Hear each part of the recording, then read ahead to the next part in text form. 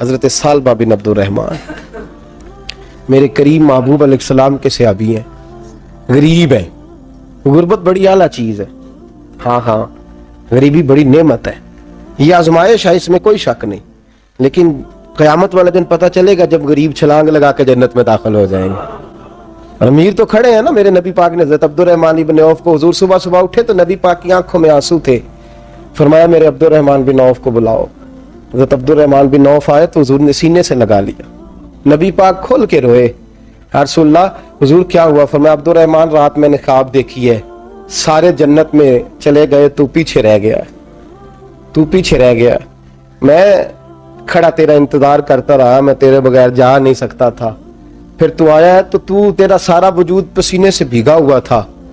حضرت عبد الرحمن بن عوف تڑپ کے روئے، قدموں پہ سر رہا. حضور میری غلطی. فرمایا یار تیرے پاس مال بڑا ہے، تجھے حساب دیتے دیتے لیٹ ہو گئی، تیرے بیگ کھل گئے، تجھے حساب دینا پڑ گیا، تو لیٹ ہو گیا، میں پریشان ہو گیا. حضرت عبد الرحمن ابن عوف نے 100 گھوڑا مال اوپر رکھ کے حضرت عبد الرحمن نے حضور کی بارگاہ میں پیش کیا. کہا یا رسول اللہ یہ. اور پتہ ہے ایک دن کیا ہوا؟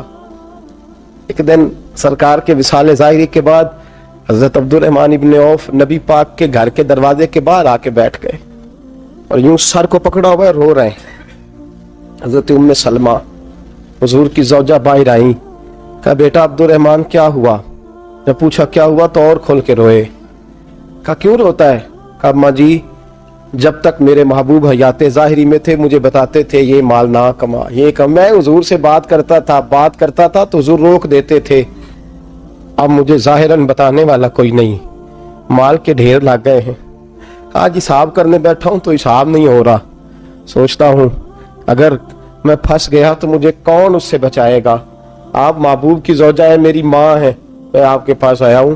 اماں جی مجھے بتائیں میں کیا کروں؟ تو حضرت ام سلمہ بھی رو پڑی. کہنے لگے محبوب تھے، میں کہاں ان کی ترجمانی کر سکتی ہوں، میں نبی پاک کی ترجمانی کیسے کروں؟ کہ اماں جی خدا واسطے مجھے کوئی حکم دے دیں، مجھے لگتا ہے عبد الرحمن برباد ہو جائے گا، ہلاک ہو جائے گا، خدا را مجھے کچھ بتا دیں، اتنا سارا مال ہے میں کہاں اس کا حساب دوں گا، مہربانی فرمائیں، یہ تجارتیں میرے گلے پڑ رہی ہیں. حضرت ام سلمہ کی جب منت کی تو فرمانے لگی جا بیٹے آدھا خیرات کر دے. کتنا؟ 2.5% نہیں، کتنے فیصد ہے؟ 50%، 50%. حضرت عبد الرحمن ابن عوف گئے اور 50% خیرات کر کے کہنے لگے اماں میں نے 50% دے دیے، میں بچ جاؤں گا نا، میں بچ جاؤں گا، میں دے آیا ہوں آدھا. تو حضرت ام سلمہ فرمانے لگی میں نبی پاک کی بارگاہ میں سفارش کروں گی تیری، اور نبی پاک اللہ کی بارگاہ میں سفارش کرے صلی اللہ علیہ وسلم. حضرت سالبہ بن عبد الرحمن حضور دعا کر دیں، غریبی ہے. میرے نبی پاک نے فرمایا تجھی اس حال میں ہے بہتر ہے.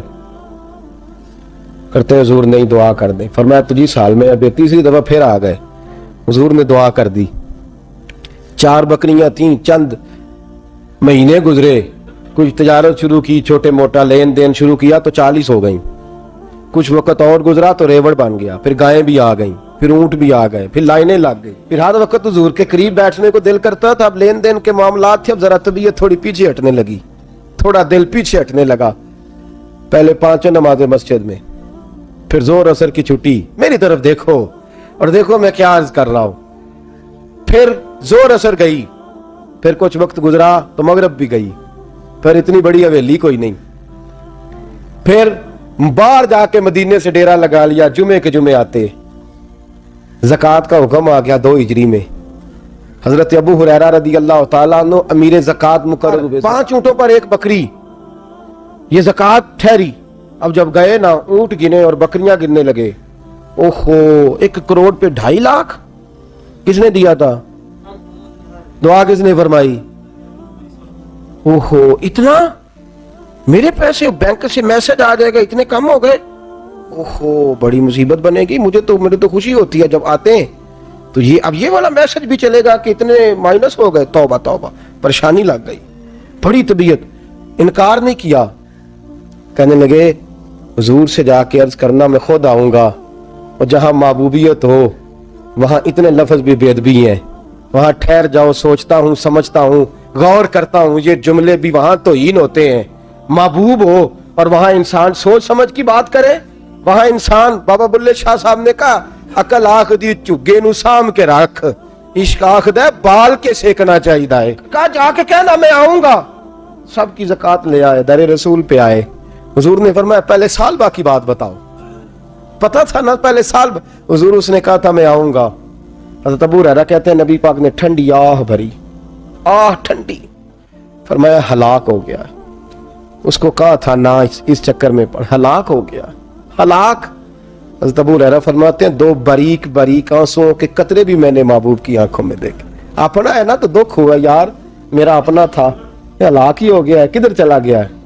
ان کو بھی بعد میں خیال آیا، او ہو میں تو غریب تھا، یہ آیا کدھر سے تھا؟ میں تو غلامی رسول میں آتا گیا تو رب میری عزتیں بڑھاتا گیا، یہ میں کس چکر میں پڑ گیا؟ آئے لائنیں بکریوں کی لائے، حاضر کی، حضور وہ میں نے کہا تھا حضرت ابو ہریرہ سے میں خود آؤں گا، حضور میں خود لایا ہوں۔ فرمایا محبوب نے مجھے تو نہ بتا، میں تو سمجھتا ہوں، میں نے کہا تھا تو میں آ گیا ہوں۔ فرمایا چل اٹھا، دوڑ جا، لے جا۔ حضرت ابو ہریرہ فرماتے ہیں انکار محبوب نے سالبہ کو کیا، لیکن آنسو ابو بکر صدیق کے بھی نکل گئے۔ فرماتے ہیں درد عثمان غنی کو بھی ہونے لگا، تڑپ مولا علی بھی گئے۔ فرمایا جا لے جا، نہیں چاہیے تیرے پیسے۔ فرماتے ہیں سالبہ نے ہاتھ باندھے، کہا محبوبہ غلطی ہو گئی، حضور مجھے، فرمایا تجھے کہا نہ تیرے نہیں چاہیے، نکل جا۔ حضرت ابو ہریرہ فرماتے ہیں جب نبی پاک نے رخ پھیرا تو صحابہ کی زبانوں پہ بھی جاری ہو گیا یہ تو ہلاک ہو گیا۔ کہتے ہیں مدینے میں قحط پڑ گیا، محبوب نے فرمایا بلال تو بھی آج لا۔ ایک خشک چھوارا حضرت بلال کا قبول ہو گیا، لیکن سال بعد لائنیں لگی یا مال کی، فرمایا جا لے جا، تیرا قبول نہیں ہے۔ فرماتے ہیں تڑپتے رہے ساری زندگی اور مال کو دیکھ دیکھ کے آہیں بھرتے رہے، لیکن کریم نے اس تجارت کو قبول۔ حضرت ابو بکر صدیق کے پاس آئے، سرکار کے وصال، حضور قبول فرما لے۔ فرمایا ساری دنیا کا قبول ہے، جس کا میرے نبی نے قبول نہیں فرمایا میں کیسے قبول کر لوں؟ حضرت عمر فاروق کے پاس آئے، فرمایا نہ تیرا قبول نہیں۔ حضرت عثمان کے زمانے میں وصال ہو گیا۔ عزیز یاد رکھ، تجارت وہ والی کر جو تجھے نجات دے، اس چکر میں نہ پڑ جا جو تجھے الجھا دے۔ قرآن مجید کی آیت آئی اقترب للناس حسابہم وہم فی غفلۃ معرضون، لوگوں کا حساب قریب آ گیا ہے اور وہ ابھی بھی غفلت میں پڑے ہیں، ابھی بھی 2 کے 4 اور 4 کے 10 کر رہے ہیں، حساب کا وقت قریب آ گیا۔ حضرت انس آئے مسجد سے، ایک صحابی مکان بنا رہے تھے، جھونپڑی تعمیر کر رہے تھے۔ حضرت انس کو پریشان دیکھا، کہنے لگے انس خیر تو ہے، کوئی نئی آیت تو نہیں آئی؟ تو جناب انس کہنے لگے آیت تو آ گئی ہے، رب نے کہہ دیا کہ حساب قریب آ گیا، تیاری کر لو۔ جھونپڑی بنا رہے ہیں، محل نہیں، جھونپڑی بنا رہے تھے، ابھی دیوار کچی مکمل نہیں ہوئی تھی، ہاتھ جھاڑ دیے صحابی نے، ادھر رخ پھیرا تو حضرت انس کہنے لگے کہاں جا رہے ہو؟ کہنے لگے بھائی میں حساب نہیں دے سکتا، میں مصطفیٰ کے پاس جا رہا ہوں، میں نے نہیں دیوار بنانی، بس بھائی میری اس دور سے بس میں کوئی نہیں حساب دے سکتا، میں کمزور ہوں۔ میرے رسول کائنات صلی اللہ تعالی علیہ وسلم نے میرے دوستو تجارت کرو لیکن اس کو عبادت سمجھ کے کرو۔ اگر تمہیں چوک وہاں دکان پہ بیٹھے خدا بھول جاتا ہے اور سودا کرتے وقت رب رسول کی باتیں تمہیں بھول جاتی ہیں تو پھر تو تم وان تم موردون میں ہو، پھر تو تم غافل ہو۔